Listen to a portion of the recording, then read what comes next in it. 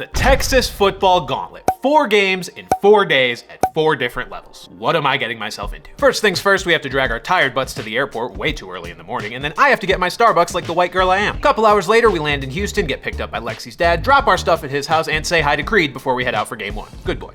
Alright, game 1, high school JV. We're pulling up to Old Kempner Stadium for Ridgepoint versus Clements. A game between 2 rivals that is sure to be a competitive battle, and alright, I'll be honest, there is nothing competitive about this game. We've got Ridgepoint in white, Clements in blue, and this was probably the best play Clements made all day, just not letting Ridgepoint return the kick for a touchdown. Because other than that, the game looked a lot like this. Ridgepoint doing whatever they wanted, moving the ball downfield at will. Yes, that's a catch. So this is what the score looked like 11 minutes into the game, this is what the score looked like at halftime, and this is what it looked like at the end of the 3rd quarter, but we're also pretty sure they stopped counting at some point, so it was actually worse than this. And it was so bad they actually didn't even play the 4th quarter. But that's okay, because realistically we were only here because Ridgepoint is the team my girlfriend's brother plays for. You guys remember Lexi. And while the offense wasn't on the field much because there were so many pick sixes and kick return touchdowns, we did get to see him run the ball and promptly get ripped down by his face mask. No call, so it must have been the same refs that did Vikings-Rams. And then he threw a touchdown on his only pass attempt, so that QBR is through the roof. Another fun fact about this team, Adrian Peterson's son plays for them, number 34. And yes, Adrian Peterson was there, I just didn't want to make a scene and bother him. But yeah, just another reminder that Texas football is different. Go to any random JV football game and you might just run into one of the best football players of all time. Anyway, final score, Ridgepoint probably more than 56, Clements 0. On Friday, we head to game 2, high school varsity, also Ridgepoint versus Clements at Hall Stadium, and as I walk in, it is very clear that this is a big step up from JV. The stadium's a lot bigger, there's a working video board, and there's even a D1 scout here from Oklahoma State. But that makes sense considering Ridgepoint already has 4 D1 commits this year. Quarterback Austin Carlisle is going to Houston, cornerback Bryson Weber is going to Nebraska, wide receiver Dane Jones is going to TCU, and safety Gil Jackson is going to Texas Tech. So yeah, there's a lot of talent on this team,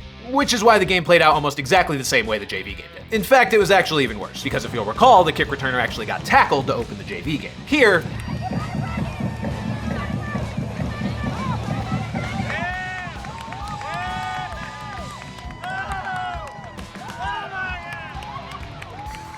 not so much. That's senior Landrew Ward running back the opening kickoff for a touchdown, and he would do the same thing on a punt later on in the game. Meanwhile, that quarterback that's going to Houston, yeah, how about 9 of 10 passing for 216 yards and 7 touchdowns in the first half, including this one that reminds you just how nice it is to have great playmakers on your team. Because he could go all the way. 70 yards for the touchdown. Safe to say Carlisle was able to call it a night after a first half like that, which is why we did too. We left at halftime with Ridgepoint in full control, up 63-0. We did check in later that night to get the final score, and lucky for Clements, it seems like Ridgepoint was a little nicer after we left. Final score, Ridgepoint 77, Clements 0. Before we move on though, I do want to touch on one thing. Despite all the great talent on the field in this game, I think I was most impressed by the kicker. I mean, look at the absolute boot on this kid. That ball is torched. His name is Bretson Booker, and from what I can tell, currently has no Division I offers. Which is why I may or may not have tried to put in a word for UConn to go after him. So if Bretson Booker's a Husky in 2025, you know who to credit. But now for the real action. Game 3, Saturday, number 14 Texas A&M versus number 8 LSU in one of the best environments in all of college football, Kyle Field. The actual football starts today. We're going up to Texas A&M, which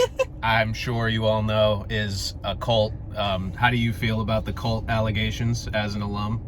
Accurate.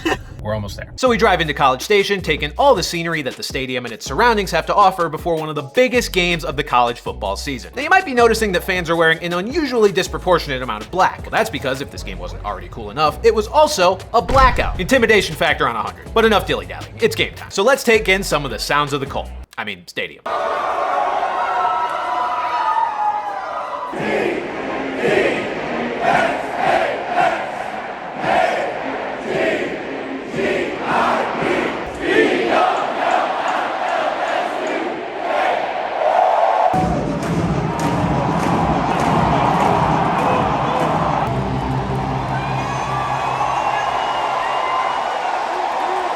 Yeah, this was easily one of the coolest atmospheres I've ever been a part of. The energy was wild, the crowd was rocking, nothing could ruin this vibe. Except the game actually started.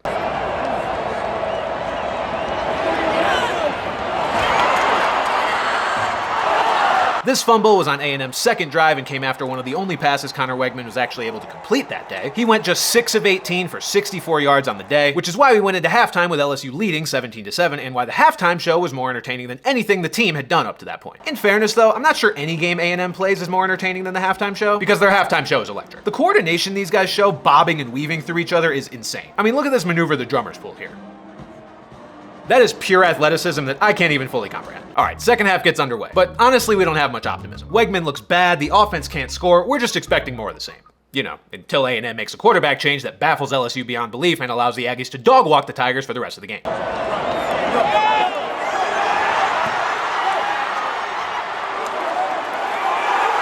Marcel Reed takes over on A&M's third possession of the second half and leads them to 4 straight touchdown drives, 3 of which ended with Reed taking it in himself. And his performance rightfully had all of College Station chanting, "Marcel Reed, Marcel Reed, Marcel Reed." A wild night in Aggieland ends with a final score of Texas A&M 38, LSU 23. And finally, Game 4 as we head to NRG Stadium in the heart of Houston to see the Texans take on the Colts in a huge divisional matchup. I also have CJ Stroud and Tank Dell on my fantasy team, so I'm just hoping they don't let me down in person the way they have all season. Speaking of fantasy football though, fun fact, Andre Johnson was the first player I ever drafted in fantasy football, all the way back in 2010. And he's being honored as a Hall of Famer at this game and getting his ring at halftime. Just a pretty cool full circle moment. I mean, what are the odds? As for the actual game, it was alright. Anthony Richardson threw a 69-yard touchdown to Josh Downs in the first half, but other than that, he played terrible. He even had a play where he subbed himself out for Joe Flacco because he was tired. You might have heard something about that. Stroud played decent and even threw a touchdown to my boy Tank Dell that I didn't capture because I was in the gift shop, but that's not the point. Ultimately, we headed into halftime with the Texans leading 17-10, and also shout out to this lady with the Whitney Merciless jersey, that's dope. Halftime was Andre time, where he was officially presented with his Hall of Fame ring.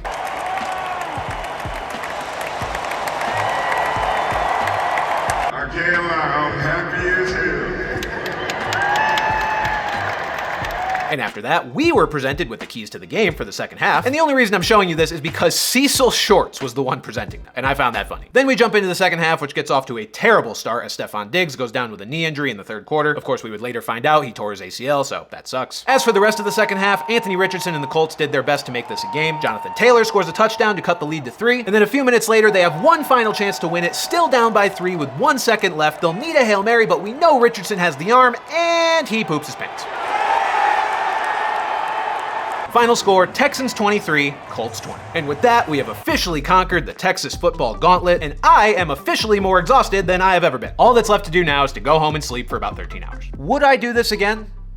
Yeah, obviously. Why wouldn't I want my entire life to be consumed by football more than it already is? Plus, it was super successful. I mean, the teams we were rooting for went 4-0 on the weekend. At this rate, I should start letting people hire me to be their good luck charm. Call 1-800-BRAND and I'll come to your team's game and lead them to victory. I think the wildest part of this weekend is that I may have seen Anthony Richardson's last ever start as a Colt in person. As we all know, Joe Flacco got named the starter for the rest of the season a few days after this game. And while that wasn't really a possibility I considered going in, when you're literally dead last in the league in completion percentage and you take yourself out of the game on a key third down because you're tired, I kind of get it. Let me know in the comments if you guys enjoyed this type of video, and also drop a like if you did. Obviously, it's a little different from what I normally do, but if you like it, maybe we do more football gauntlets in the future. Could go to Florida, California, Alaska if they have football, I don't know. Either way, as always, thank you guys for watching, and I'll see you next time.